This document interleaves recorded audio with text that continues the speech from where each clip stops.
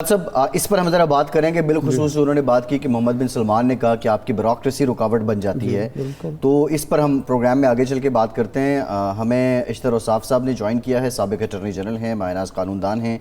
बहुत शुक्रिया अख्तर साहब आपके वक्त का। अख्तर साहब, 9 सितंबर को जो आइनी मुद्दत है 5 साल की सदर पाकिस्तान की, वो पूरी हो रही है।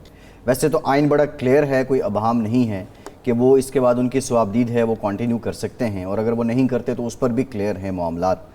लेकिन सवाल ये है, कुछ लोग ये कह रहे हैं, ये एक बहस चल रही है कि सदर का जो स्टेटस है शायद वो केयर टेकर वाला हो जाएगा और उनके पास वो इख्तियारात नहीं होंगे जो अभी हैं, और मिनवान शायद उनका इस तरह इस्तेमाल भी ना कर सकें। कितनी हकीकत है इसमें, या आप समझते हैं ये सिर्फ कयास है? नहीं, इसमें कोई अभाम होना नहीं चाहिए और इस पर कोई बहस भी नहीं होनी चाहिए, क्योंकि केयर टेकर सदर का कोई कॉन्सेप्ट नहीं है। सही concept care taker chief minister का और प्राइम मिनिस्टर का है बिल्कुल, और वो आइन के तहत। और इसी तरह जिस तरह हमारे पास एक और सिलसिला है कि अगर प्राइम मिनिस्टर ना हो तो कोई डिप्टी प्राइम मिनिस्टर का भी कोई जिक्र नहीं है। इसी तरह सदर मुमलिकत जब मुल्क में नहीं होते या वो अपने फराइज़ मनसबी अंजाम नहीं दे सकते तो आइन ही में उसका एक सिलसिला दिया हुआ है। वो ये है कि उनकी जगह पे जो उनके फराइज़ मनसबी हैं वो अदा करते हैं चेयरमैन सेनेट, और अगर चेयरमैन सेनेट भी ना हो तो वो स्पीकर नेशनल असेंबली।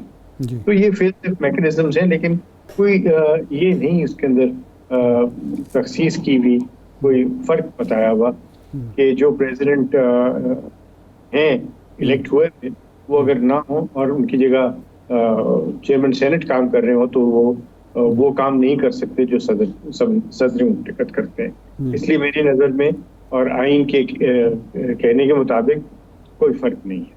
यानी अगर सदर ममलकत एक तो 9 सितंबर को मुद्दत उनकी ख़त्म होती है और चूँकि इलेक्टोरल कॉलेज मौजूद नहीं है तो वो कंटिन्यू करेंगे अनटिल अनलेस के वो ख़ुद ही पीछे हट जाएं, और दूसरा उनके इख्तियारात वही होंगे जो इस वक्त सदर पाकिस्तान के तौर पर उनके पास मौजूद है। यही आप फरमा रहे हैं? जी बिल्कुल ऐसा ही है। और माजी में आपने देखा कि वसीम सज्जाद साहब जो हैं वो सदर मुमलिकत के फराइज़ मनसबी अदा करते रहे, तो काफ़ी देर वो हुआ था। जी हाँ जी।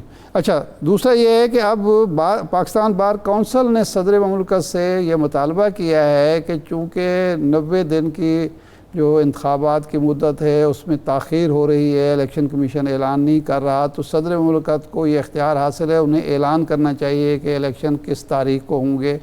और इलेक्शन कमीशन की जो की तरफ से तोज़ी या तोजी है कि जी चूँकि हल्का बंदियाँ हो रही हैं, तो क्या आप समझते हैं कि सदर को इख्तियार है कि वो इलेक्शन कमीशन को बालाए ताक रख कर आम इंतखाबात की तारीख का ऐलान कर सकते हैं कौमी असम्बली की?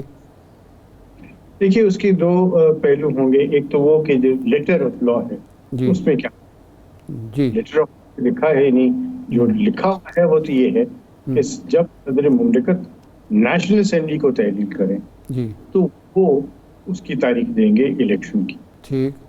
और प्रोविंशियल असेंबलीज के लिए जब गवर्नर तहलील करते हैं तो गवर्नर देंगे। ठीक।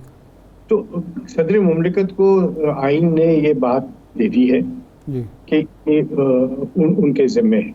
लेकिन क्या सदर मुमलिकत के पास इस तारीख को मुतय्यन करने का कोई तरीका है? तो ना कानून में लिखा है, ना आइन में लिखा है, ना इसकी कोई नज़ीर आपको मिलती है। ठीक। इस तरीके से सारा कुछ किया गया। सही। अब सदर मुमलिकत क्या है? वो फेडरेशन के नुमाइंदे के तौर पे हैं। ठीक। और वो नेशनल असेंबली के दे सकते हैं टाइम। तो फिर क्या जरूरी ये हुआ कि आइन को हमें पूरा पढ़ना पड़ेगा, आइन की हर शिक को पढ़ना पड़ेगा इस सारे कज़िये में पढ़ने से पहले। और हमें समझ आती है कि इलेक्शन का इनेकाद इलेक्शन कमीशन की जिम्मेदारी है। इसी तरह जो हल्का बंदियां हैं उसका काम भी इलेक्शन से पहले इलेक्शन कमीशन ही की जिम्मेदारी है। सही। खुद की जिम्मेदारी नहीं है, वो किसी और की भी जिम्मेदारी नहीं है। और इलेक्शन का सेंसस के मुताबिक होना, ये भी एक आईनी जिम्मेदारी है। जी और चूंकि सूबाई असेंबली के इलेक्शन और नेशनल असेंबली के इलेक्शन अभी हमें नजर ये आ रहा है जी कि अब एक अनसेट सा चीज बन गई है कि ये एक ही दिन इनेकाद हो, इकट्ठे हों। सही तो फिर गवर्नर के साथ मशावरत सदर मुमलिकत की, जी इलेक्शन कमीशन के साथ मशावरत सदर मुमलिकत की, जी आपस बाही मशावरत इनकी, क्योंकि जी जो कानून बनाया गया है उसके अंदर इलेक्शन कमीशन की जिम्मेदारी बन गई कि वो तारीख तयन करें। तो इस अब हम कोई आना नहीं चाहिए। हमें सबसे पहले तो एक बात समझनी चाहिए और देखनी चाहिए और उस पर अमल करना चाहिए, और वो क्या है कि पाकिस्तान मुकद्दम है। ठीक ये जो कहा जाता है ना कि फोरमोस्ट, पाकिस्तान फर्स्ट तो अपनी जगह पे है, जी लेकिन फोरमोस्ट पार्टी, तो ठीक जो भी आप कंसिडरेशन है, चाहे वो सदर मुमलिकत की हैं, चाहे वो मुस्लिम लीग एन के सरबराह की हैं, पीपल्स पार्टी के सरबराह की हैं, पीटीआई के सरबराह की हैं, जेयूआई के सरबराह की हैं, उनके नजदीक मुकद्दम जो है जी वो पाकिस्तान होना चाहिए कि पाकिस्तान की फलाह और बहबूद किसमें है। अब ठीक। इलेक्शन आपको लेके चलें एनआरकी की तरफ, जी इलेक्शन लेके जाएं जिसके अंदर आपका सारा का सारा मामला जो है वो एक कत्ल का शिकार इस तरह हो जाए कि मबहम हो और उसके अंदर कंट्रोवर्सीज आ जाए, तो वो क्या फायदा है? सही तो फायदा नहीं ना। तो इसीलिए हमें अपनी तमाम तवानाइयाँ, जी तमाम सलाहियतें, जी अपनी तमाम सोच का मर्कज़ एक ही होना चाहिए, पाकिस्तान। और पाकिस्तान एक पार्लियामेंट्री डेमोक्रेसी है, उसको पार्लियामेंट्री डेमोक्रेसी में इलेक्शंस का होना अज़द जरूरी है। और एक बात मैं आपसे कहता चलूंगा, जी। वो ये है वाले दिनों में सेनेट का इलेक्शन आ रहे वाला है, हाँ जी सेनेट रह जाएगी, जी इसलिए अज़द जरूरी है कि हम दिसंबर तक इस सारे किस्से को कंप्लीट कर लें और इस सारे मामले को सुलझा दें इस तरह कि इलेक्शन नंबर 1 एक दिन हो पूरे पाकिस्तान में, नंबर 2 इसकी तारीख और इसके अंदर 4-5 चीजें लाजमी होनी चाहिए।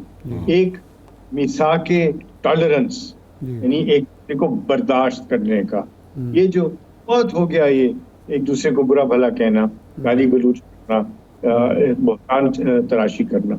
दूसरा, हम एक बुनियाद डालें एक मईशत की ऐसी जो कि तमाम सही है। दोस्त। और तीसरी बात बहुत इम्पोर्टेंट है, और वो ये है कि सारा का सारा डेमोक्रेसी की तरफ लेके जा रहा हो। सही। ये मिसाक जमहूरियत को हम सिर्फ दस्तखत ना करें, उस पर अमल भी करें।